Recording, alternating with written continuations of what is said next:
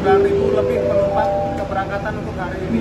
Angka ini terdapat peningkatan karena hari-hari sebelumnya, yaitu kemarin kami mencatat terdapat 8.000, kemarinnya lagi 7.000, dan kemarinnya 6.000. Sehingga saat ini diperkirakan menjadi arus puncak keberangkatan penumpang menggunakan kereta api di Sumatera Utara. Dari jumlah itu kemungkinan bisa naik lagi ya Bang? Menurut prediksi kami hari ini memang arus puncaknya. Namun kami belum bisa menilai apakah besok terjadi lonjakan lagi. Namun sementara untuk saat ini memang terjadi arus puncak untuk mudik. Jelajahi cara baru mendapatkan informasi. Download Metro TV Extend sekarang.